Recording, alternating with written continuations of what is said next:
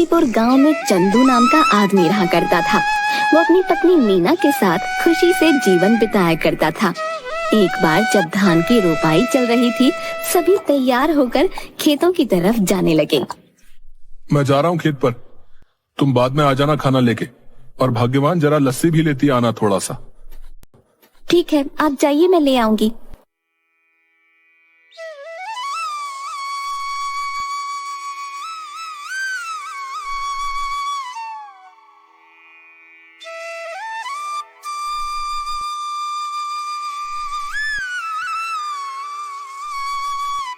चंदू खेत में पहुंचता है।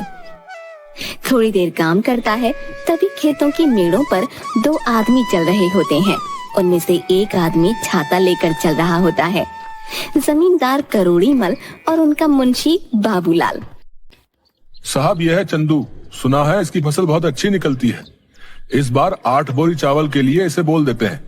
करीब है, 2 पैसा कमा लेगा तो दुआ ही देगा। ठीक है बाबूलाल, जाके इसे बता दो। जी मालिक। अरे ओ चंदू, सुन तो। क्या बात है बाबूलाल भाई? जमींदार साहब तुझसे मिलना चाहते हैं। मुझसे मिलना चाहते हैं? क्यों? अरे वो तेरी फसल खरीदना चाहते हैं, जा जल्दी जा। जी जमींदार साहब। आओ चंदू आओ, सुना है तुम्हारी फसल बहुत अच्छी होती है। क्या इस बार की फसल तुम हमें बेचना चाहोगे? बाजार के दाम से अच्छा दाम दे दूंगा। ये तो हमारे लिए खुशी की बात है साहब। तो भी ठीक है, जिस दिन फसल ठीक से तैयार हो जाएगी हमें बता देना, हम आदमियों को भिजवा देंगे। तुम्हारी फसल काटने में वो सब तुम्हारी मदद करेंगे और तुम्हारे घर पर पैसे भिजवा देंगे। उसके बाद जमींदार चला जाता है।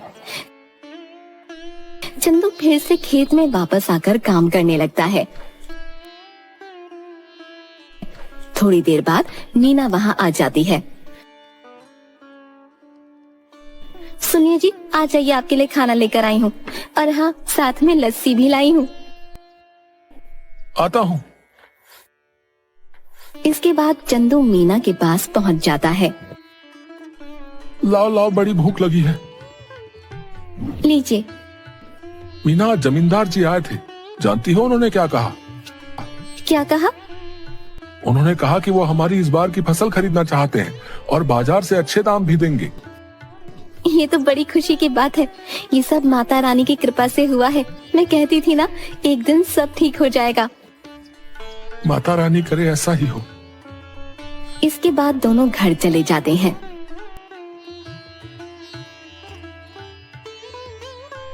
इसके बाद चंदू सो जाता है। चंदू शाम को उठा और घर के आंगन में लगी क्यारी से सब्जियां निकाली। मैं ये सब्जी बेच के आता हूँ, ठीक है? सुनिए, आप समय से आ जाइएगा, रात होने से पहले। ठीक है। उसके बाद मंडी में सब्जियां बेचकर वापस आते वक्त एक मछली के ठेले के पास। मछली कैसे दे रहे हो भाई? भाई चंदू सुनो, तुम ये दोनों ले जाओ 100 रुपए में, मुझे जरा जल्दी घर जाना है। ये लो भाई 100 रुपए। आज मीना को कहूंगा मछली के गर्मा गर्म पकौड़े खिला दे। चंदू घर पहुंचा। अरे ओ मीना, कहाँ हो? ये लो मछली, आज पकौड़े खाने का दिल कर रहा है, जरा बना दो। जी हाँ ठीक है, लेकिन पहले आप हाथ मुंह धो लीजिए। इसके बाद मीना मछली पकाने लग गई। अरे वाह, तुम्हारा कोई जवाब नहीं। आहा, क्या पकौड़े बनाए हैं, वाह वाह वाह। इसी तरह कई महीने बीत गए। चंदू के खेतों में सोने की तरह चमकने वाली फसल तैयार हो गई। मीना, मैं खेत में जा रहा हूँ, जमींदार के आदमी पहुँचते ही होंगे। ठीक है। चंदू खेत में गया। चल चंदू, तैयार हो जा, बहुत काम करना बाकी है आज। चलिए सब काम पर लग जाते हैं। सेठ ने कहा है जल्दी से सारा काम निपटा कर फसल चंदू के घर पहुंचा देना। सबने मिलकर फसल काटी और 8 बोरियां तैयार कर दी। तभी वहां मीना आई। ये क्या, इतनी जल्दी काम भी हो गया? मीना, इसीलिए तो कहते हैं कि एकता में बल है। जो काम मैं अकेला 2 दिन में करता, वो हम 4 लोगों ने मिलकर कुछ ही टाइम में कर दिया। इसके बाद सबने मिलकर बोरियां चंदू के घर तक पहुंचा दी। चलो आज का काम भी खत्म हुआ, बस अब कल का इंतजार है। उसने सारी बोरियां घर में रख दी। तभी आधी रात को चंदू के घर के बाहर कुछ चोर बात करते हुए। सुनो सबके सब, ध्यान से घुसना। अगर हम खाली हाथ लौटे तो सरदार हमें छोड़ेंगे नहीं। सब धीरे धीरे चंदू के घर से सारी बोरियां चुरा कर ले गए। अगली सुबह चंदू की बीवी, सुनिए जी, उठिए ना, देखिए क्या हो गया। क्या हो गया? चंदू उठिए, उठिए ना।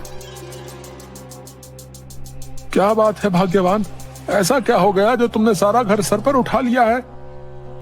गोदाम से सारी बोरियां चोरी हो गई हैं। क्या चोरी? कहाँ पे? गोदाम में आइए और खुद ही देख लीजिए। हे भगवान, ये क्या हो गया?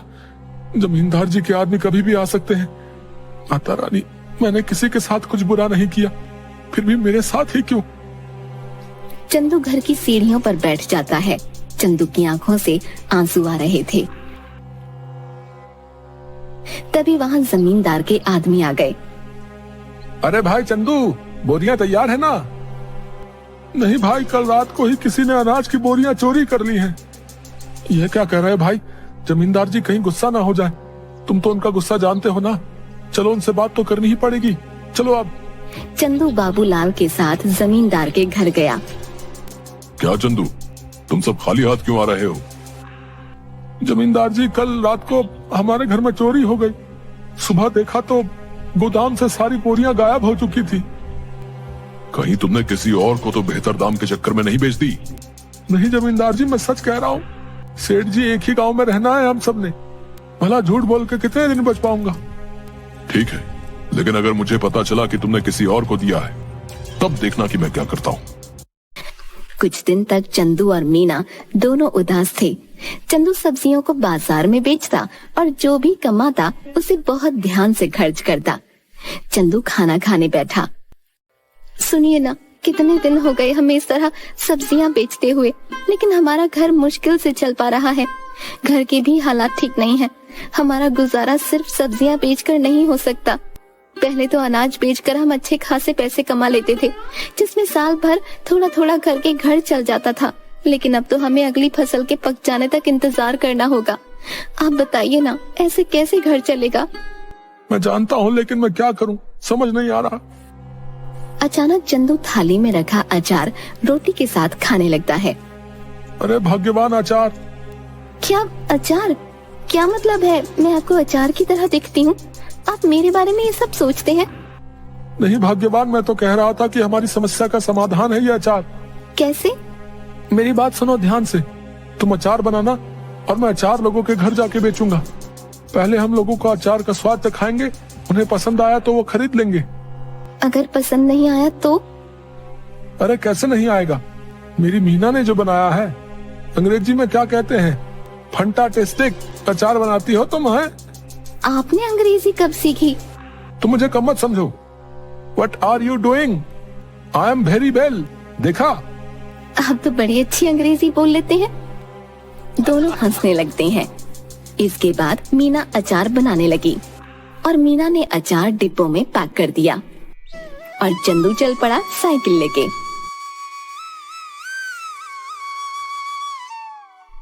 चंदू एक घर पर जाकर रुका। घर पे कोई है भाई? अरे चंदू भैया, आप यहाँ कैसे? ये क्या ले आए? अचार बेचने का काम शुरू किया है, इसीलिए घर घर जाके बेच रहा हूँ। अचार खरीदना चाहेंगी? जरूर, जरा चखाना तो भैया। औरत ने अचार चखा तो उसे बड़ा पसंद आया। भैया ऐसा करो, 1 किलो दे दो। कितना हुआ? 150 रुपए में। ठीक है भैया, अभी पैसे लेकर आती हूँ।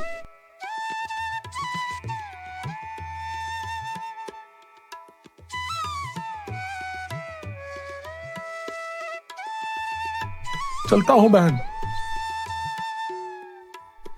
ऐसे करते करते चंदू दूसरे घर गया। रमेश भैया घर पे हो? अरे चंदू, तू कैसा है भाई? और कैसा चल रहा है सब? उस चोरी के बारे में सुनकर बहुत बुरा लगा यार जान के। जाने दो भाई, क्या कर सकते हैं। अच्छा ये बताओ, अचार खरीदते हो बाहर से? हाँ, क्यों? मैंने अचार बनाना शुरू किया है। क्या बात है, जरा चखाओ तो।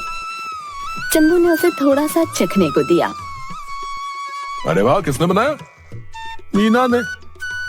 भाभी को कहना बहुत अच्छा अचार बनाती हैं, बड़ा ही कमाल का। बताओ भाई, खरीदोगे? हाँ भाई, क्यों नहीं, दूसरों से भी तो खरीदता ही हूँ, इससे अच्छा तुमसे ना खरीद लूं।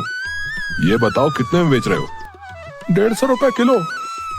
ठीक है भाई, 2 किलो दे दो। चंदू ने पैक करके दे दिया।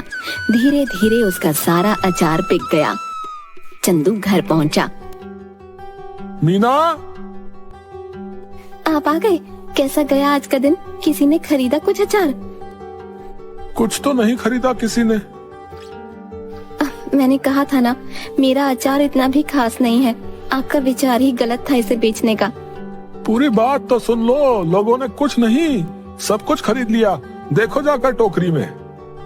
मीना टोकरी के पास गई। उसने देखा कि टोकरी तो खाली है, यानी कि सारा का सारा अचार बिक गया। मीना बहुत खुश हुई। अब बस तुम ऐसे ही बनाते रहो और मैं घर घर जाकर बेचता रहूंगा। मैं कहती हूँ ना, आप ऐसा करिए, पास के गांव में भी बेचना शुरू करिए। क्या पता वहाँ के लोगों को थोड़ा बहुत पसंद आ जाए।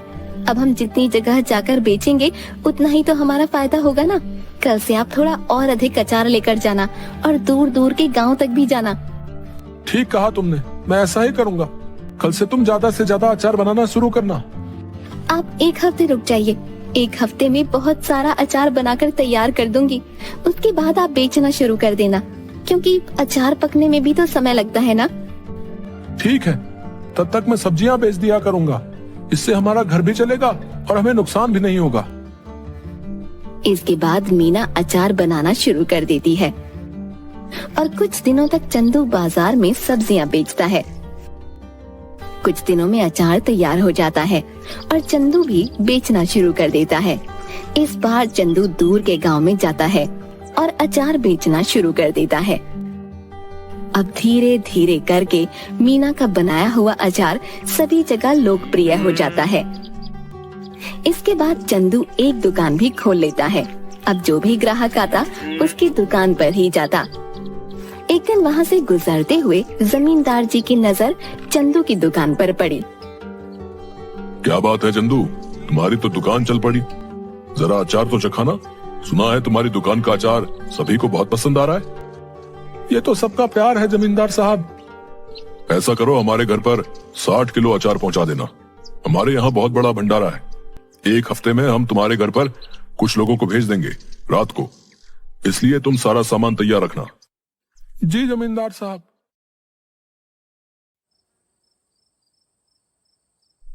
रात को जमींदार के लोग चंदू के घर नहीं पहुँचे। रात भी काफी हो गई थी। ऐसा करिए, आप सो जाइए। अगर कोई आया तो हमें पता चल ही जाएगा, तब उठकर उनका सामान उन्हें दे देंगे। तुम ठीक कहती हो, सो जाना चाहिए। क्या पता वो आज ना आए। चलो सो जाते हैं।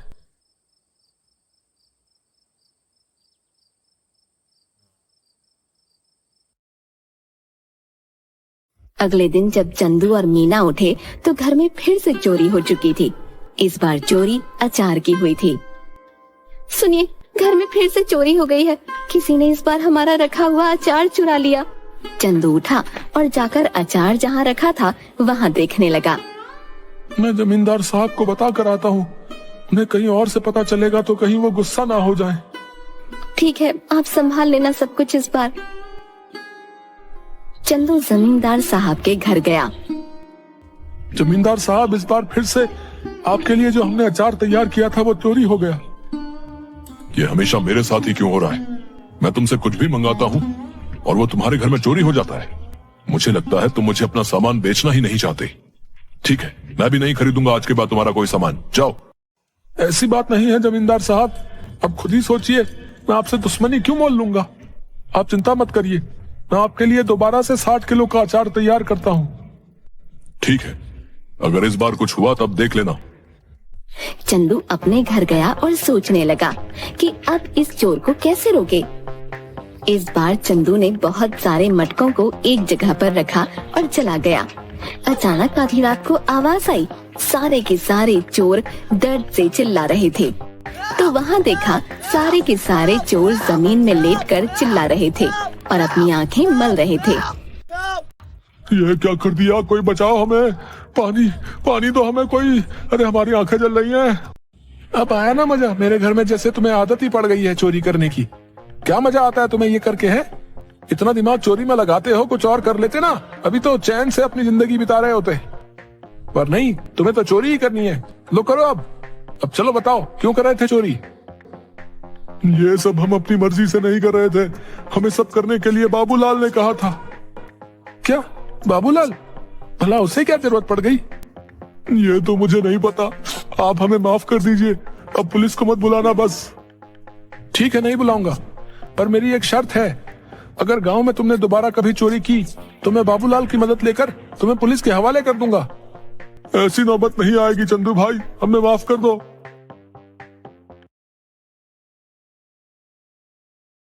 इसके बाद चोर चले गए। अगले दिन चंदू जमींदार साहब के घर गया। जमींदार साहब, ये बाबूलाल ही है जिसने आज तक हमारे घर में चोरियां करवाई हैं। तुम कैसे कह सकते हो कि सारी चोरियां बाबूलाल ने ही कराई हैं? क्योंकि कल मैंने खाली मटके गोदाम में रखवाए थे और दरवाजे के ऊपर मिर्च की थाली रखवा दी थी। जैसे ही उन्होंने दरवाजा खोला, उनके ऊपर लाल मिर्च गिर गई और उन सबकी आंखों में जलन होने लगी और वो चिल्लाकर पानी मांगने लगे। बस मुझे पता चल गया, मैं उनके पास गया तो उन्होंने तोते की तरह सब उगल दिया। इस बाबूलाल को पकड़ लो और पुलिस को फोन करो। तभी सेठ के आदमी बाबूलाल को पकड़ कर लाते हैं। मुझे माफ कर दीजिए जमींदार साहब, कुछ कीजिए, भला मैं इतने सालों से आपके यहाँ काम पे हूँ, कुछ रहम करिए। मुझसे क्या माफी मांग रहे हो? गलत तो तुमने चंदू के साथ किया है, उससे माफी मांगो जाओ। मुझे माफ कर दो चंदू, मैं आज के बाद कभी ये सब नहीं करूंगा। लालच में मुझसे बहुत बड़ी गलती हो गई। गलती तो तुमसे हुई है, लेकिन तुम्हें छोड़ देना मेरे बस में नहीं। आज तुम्हें छोड़ दूंगा तो कल कोई और चोरी कर लेगा। उनके पास एक सबक जाना चाहिए कि जैसा करोगे वैसा भरोगे, इसलिए मुझसे किसी चीज की उम्मीद मत रखो। तभी तो पुलिस वाले आकर बाबूलाल को गिरफ्तार करके ले जाते हैं। भाइयों, अचार ले आओ। बहुत सारे आदमी अचार के भरे मटके ले आए। ये लीजिए जमींदार साहब, इस बार आपके घर में हमारा सामान आखिरकार पहुंच ही गया। ये लो तुम्हारे पैसे चंदू, तुम सच में ईमानदार और मेहनती किसान हो, हमें तुम पर नाज है। आपका बहुत शुक्रिया सेठ जी, चलिए अब मैं चलता हूँ। इसके बाद चंदू अपने घर लौट गया और इसके बाद से चंदू के घर में कभी कोई चोरी नहीं हुई और चंदू का काम बहुत अच्छे से चलने लगा।